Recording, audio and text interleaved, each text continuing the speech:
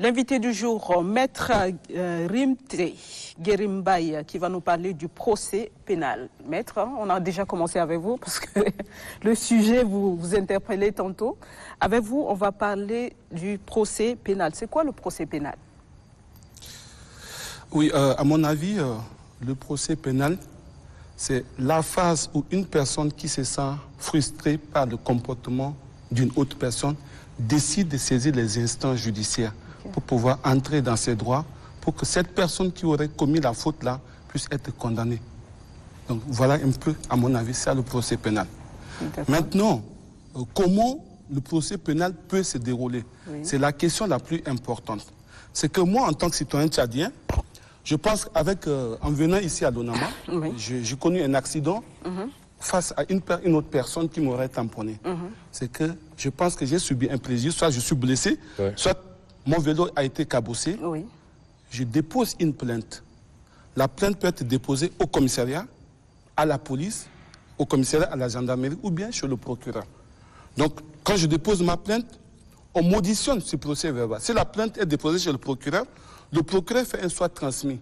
Il envoie à la police ou à la gendarmerie et je suis appelé à être auditionné sur ma plainte. Je suis auditionné en tant que partie civile.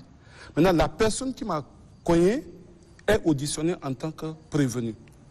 Voilà un peu le début de le déclenchement de la procédure passe absolument par une plainte ou une dénonciation. Alors, Madi, quand on écoute pénal, ça fait forcément allusion à une peine, c'est-à-dire une sanction. Ça commence où pour finir où un procès pénal? Le procès pénal commence toujours par une plainte ou une dénonciation et ça finit par un jugement qui est rendu. Et ce jugement doit être définitif. Voilà. Je dépose ma plainte, je suis auditionné ce procès verbal. La police enquête. La police dresse un procès verbal qu'elle transfère chez le procureur. Le procureur reçoit le procès verbal. Il a le pouvoir de qualifier. Il peut dire que c'est coup et blessé volontaire, il peut dire que c'est violence et voie de fait, il peut dire que c'est un acte criminel, donc ça dépend du procureur. Si le procureur estime qu'il s'agit de coups et blessés volontaires et que les faits ne sont pas aussi très graves, il peut renvoyer le dossier devant le juge. Donc il peut mettre le dossier en citation directe. S'il pense que les faits ne permettent pas à ce que le prévenu, celui qui est poursuivi, soit libre, il fait un mandat de dépôt. Il l'envoie à la maison d'arrêt. S'il estime que les choses sont très complexes et qu'il faudrait mener des enquêtes, il ouvre une information judiciaire et transmet le dossier sur le juge d'instruction. Donc le juge d'instruction, c'est ce juge-là qui mène des enquêtes, qui essaie de creuser le dossier, il écoute les gens, il enquête, il essaie d'entrer profondément dans le dossier pour lui permettre de dire oui, cette personne a commis cette faute ou elle n'a pas commise. Maintenant, le juge d'instruction, à son niveau, il ouvre l'information, il mène l'enquête. S'il estime que la personne qui a commis la faute là doit aller en prison, il le met sous mandat de dépôt. Maintenant, en menant l'enquête qui se déroule, il peut, à la fin de son information, peut dire que non, cette personne n'a rien fait. Il prend une ordonnance de non-lieu. Il estime que les faits sont là, mais que ces faits ne sont pas criminels. C'est des faits, c'est un délit. Donc il peut envoyer la personne devant le juge de jugement, devant le président qui doit statuer sur le sort de cette personne. Mais s'il estime que les faits sont aussi graves, comme il s'agit d'une question de viol, une question de séquestration, torture, une question criminelle, il envoie le dossier à la cabinet, il envoie le dossier devant la chambre d'accusation où la personne doit être jugée en session criminelle. Maintenant, ça, c'est les phases où on est en train d'aller. Mais la phase où le dossier se retrouve devant un juge, qu'est-ce qui se passe? Quand le dossier est devant un juge, il y a 3 étapes à faire. Première étape, le juge essaie de poser les questions au prévenu. Le prévenu, c'est celui qui est poursuivi. À la partie civile, c'est le plaignant. Donc le juge essaie de les enquêter, de poser des questions à l'audience publique. Donc, à partir de là, ça lui permet de voir, est-ce que réellement, qu'est-ce qui s'est passé pour lui permettre de prendre une décision. Donc on appelle ça l'instruction du dossier. L'avocat du prévenu est là, l'avocat de la partie civile est aussi là. Il essaie de questionner, chercher les témoins. Maintenant, si le juge estime qu'il est assez mûri de l'information, il a cerné le dossier, il renvoie le dossier au plaidoirie, au débat. Donc chacun doit se défendre. Oui. Le prévenu se défend, la partie civile aussi essaie de se défendre. Le ministère public, le procureur qui représente la population, a aussi sa parole. D'accord. Après tout ce débat, le juge met le dossier en délibéré. Ok. Il met le dossier en délibéré, c'est que ce jour-là, il va rendre sa décision. Voilà un peu. Donc Mais dans la ce cas, décision, par soit exemple- il condamne, soit il relaxe. D'accord. Mais dans ce cas, quel est le droit de l'accusé? Ben, justement. Il peut avoir des droits, Oui, l'accusé. l'accusé a tout le droit. Le travail du juge d'abord, c'est que l'accusé bénéficie d'une présomption D'innocence. d'innocence. Ouais. C'est que on dit que non, mais c'est lui qui aurait tué quelqu'un. Oui. Donc on a déposé plainte contre cet accusé, Oui. mais jusqu'à ce que le juge puisse rendre sa décision définitive, il est présumé innocent. Et l'accusé a le droit d'une justice équitable. Donc, il ne faut pas qu'on puisse vraiment le frustrer. Et puis, en plus, c'est que la justice, le nouveau code de procédure pénale nous dit que si moi j'ai commis une faute et que je dois être écouté par la police, l'article 50 du code de procédure dit que je dois être assisté par mon avocat ou par une personne de ma famille, parce que cette personne m'assiste, écoute ce qui se passe. Donc, l'accusé a le droit d'être assisté par un avocat ou une personne de son choix. D'accord. Le policier qui l'écoute doit mentionner ça dans le procès verbal d'enquête préliminaire. D'accord. Voilà le droit de Alors, l'accusé. c'est quoi? On regarde souvent dans les films, maître, c'est quoi? On prend une personne comme ça, on dit monsieur, vous êtes accusé de tel crime. Il dit je ne parlerai pas sans la présence, De je mon ne avocat. parlerai qu'en présence de mon avocat. Donc on est libre, ça veut dire qu'on peut ne pas répondre aux questions, que ce soit de l'enquêteur, que ce soit aussi de la procureur, police. de la police. Même le procureur, on peut. Au Ou fait, on est obligé, selon les catégories, on va dire, d'institutions à répondre aux questions ou non? non, au fait, c'est quand tu refuses de te défendre, Oui. quand tu exiges la présence de ton avocat, Oui. c'est qu'il doit te donner un coup de main. Mais si tu refuses de parler, Oui. ton avocat doit être là. Parce que la loi dit qu'il faut que tu sois assisté par ton Assisté, avocat. oui. Si dans le procès verbal d'enquête préliminaire, cette mention n'est pas ressortie, c'est qu'arrivé devant le procureur, on te laisse partir chez toi.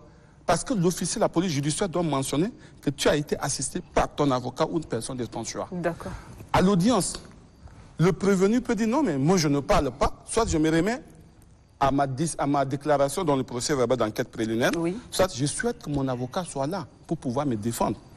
Parce que peut-être, je pense que je ne sers pas vraiment vos termes de droit, Mais donc je veux justement. que mon avocat soit là. Oui. Ça, c'est son droit le plus absolu. Oui. Oui. Maître, pour faire simple, parce que c'est difficile de vous suivre de bout en bout, hein, de fil en aiguille, on se rend compte que le procureur est vraiment à la pièce centrale dans tout ce système-là. Vous avez souligné la présomption d'innocence. Oui. Pourtant, on entend ou bien on voit des cas où on emprisonne d'abord l'accusé. Il y a des cas d'actualité. Oui.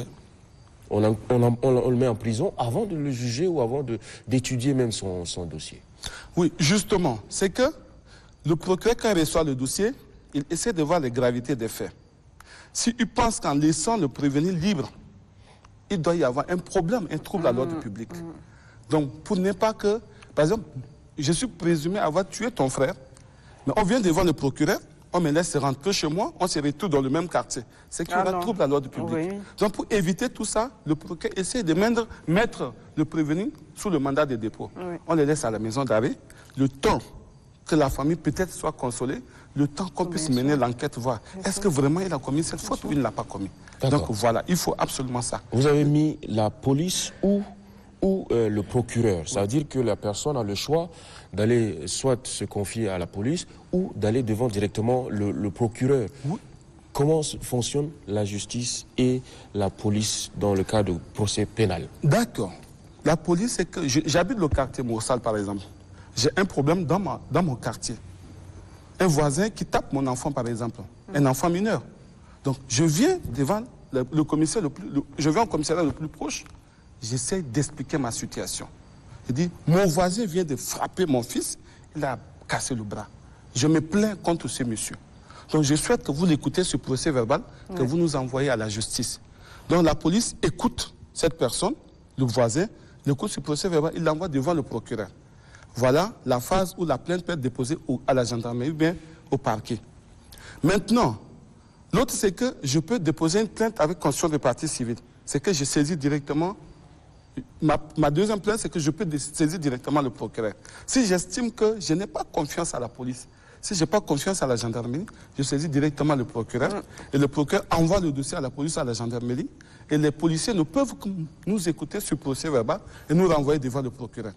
Ils n'ont pas le droit de nous juger. Il n'y a que le procureur qui peut essayer de regarder, voir est-ce qu'il peut nous envoyer devant le juge ou il peut classer le dossier sans suite. Voilà un peu mais il arrive parfois où la police juge quand même. Hein. Oui, ça arrive. On assiste souvent à ces scènes. Nous, on règle très facilement au commissariat. C'est pas normal. Ce n'est pas normal. En principe, ils n'ont pas ce pouvoir. Mais c'est parce qu'on a l'impression qu'ils sont plus rapides que quand on va devant la justice. C'est plus lent.